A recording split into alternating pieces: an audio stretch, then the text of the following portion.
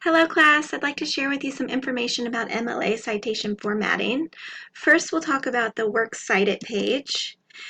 When you're getting ready to do your Works Cited page, you want to make sure that you started at the end of your paper on a brand new page. Even if your paper ends with just one word on page 4, you still want to go to page 5 to start your Works Cited list. You want to type Works Cited at the top of the page and center it. If there's only one thing you're citing, make sure it's singular work. But anytime you have more than one thing, which will be often, make sure it says Works Cited. Don't do anything special to it. Just leave it in the Times New Roman 12-point font. It doesn't need to be bolded or underlined or anything like that. It should already be double spaced set up from the rest of your paper. You shouldn't have to do anything with that. If you do have more than one entry, you're going to want to alphabetize it, and you're typically starting with the author's last name. So it'll be alphabetized by the author's last name. And then you also want to make sure that you set up a hanging indent, which is essentially the opposite of a paragraph. So the first line will be all the way over to the left, and then each line under it would be indented for each of the different citations. We have things called containers for our organization. So the container is going to be different for different sources. It might be an anthology book. It might be an academic journal. So depending on what the container is, it's going to change how you do your setup. These are 4 different types of citations that you might have. So you probably are going to be using some websites as well, and you might do a personal interview. So just take note that each of those is a little bit different, and use your resources to investigate what you need to do for each of those types of citations. This is an example of what the Works Cited page would look like. Notice the Works Cited is centered at the top, and we have it organized alphabetically by authors' last names, and you'll see a little bit of the different types of information you're going to have. So the first one is from an anthology. So you have the title and then the name of the article or the letter. Then we have the name of the textbook and the editor and the edition, publisher, year, and page numbers. The second one is from an academic journal. When you're doing research from WIC Text Library databases, you might be using an academic journal, and this is the setup. So you'll see there's the web page is included, the volume, the issue number, as well as the name of the database that it came from. So just a little example here of what that would look like with the hanging indent and alphabetized by the author's last name. When you're in the library databases or other places, you can use different programs to help you create your citation. There's nothing wrong with doing that. You just want to remember that you're going to need to double check it against the official format. Sometimes little things are different. They might put a comma instead of a period, or put things in a little bit different order. And this is just an example of that. On our library database, I used the Cite This feature and came up with the citation here at the top, when actually the MLA 8th edition is supposed to look like it does at the bottom. And you can see they're vastly different because there were changes made. So again, just if you want to use those generators, totally fine, but you do need to then go and use your resources to check each thing to make sure it reported everything properly.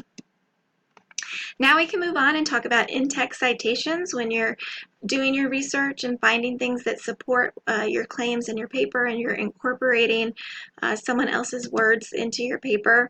So you want to keep the emphasis on your own ideas. That's the most important thing. We want to know what you think, but then of course you add credibility to that when you pull in these in-text citations.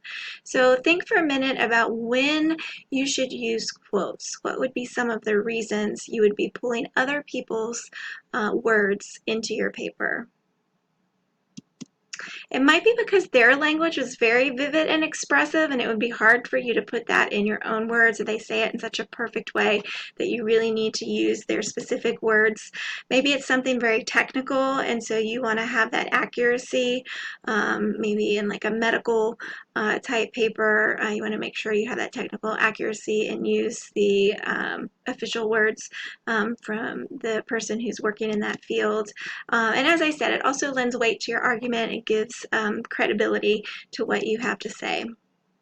You want to think about your in-text citations as a shortcut to that works cited page.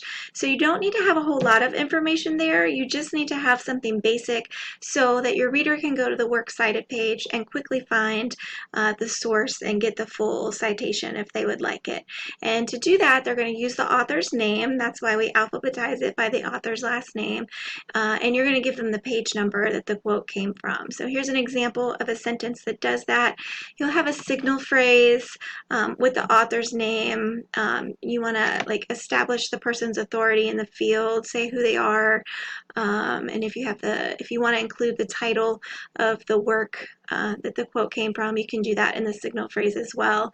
And then you have the quote, and at the end of the sentence, you see the page number is going to be in parentheses, just the numbers. You don't need to put a P or anything in front of it, and then the period goes on the outside of those parentheses. Again, the credentials are great in the signal phrase with the author's name. Also, you want to remember to use present tense verbs when you're setting that up, because we are using literary present tense when we write MLA style papers. So always a present tense verb when you're going to set up your quotes. What should you do if you want to omit words from the original quote? You have probably learned this before, possibly used it in your papers before. You're going to use those ellipses, that series of 3 dots. You have a long quote, but there's a section of it that really doesn't relate to the point you're trying to make, so you can take those words out, and then you would put the ellipses in there to alert your reader that you've removed some of the words. Be careful not to take out too much. You don't want to take out so much that it completely changes the meaning of the original sentence or sentences, but if you can maintain the meaning and take out those words that aren't relevant for the point you're making, it's okay to do that with the ellipses.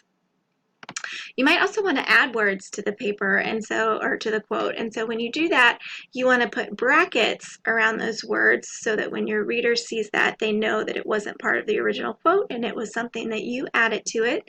Think for a second about why you would add words to a quote. What would make us have to do that? It might be because you're trying to clarify a reference to something. If I haven't read the whole article or book, and there might be something in the quote that's referencing something else from that article or book, and so you might want to provide that information for your reader. You want to make sure it makes grammatical sense. So if you notice that something needs to be changed because it was grammatically incorrect, do that with the brackets. If you change a letter for capitalization, you'd want to put the brackets around the letter.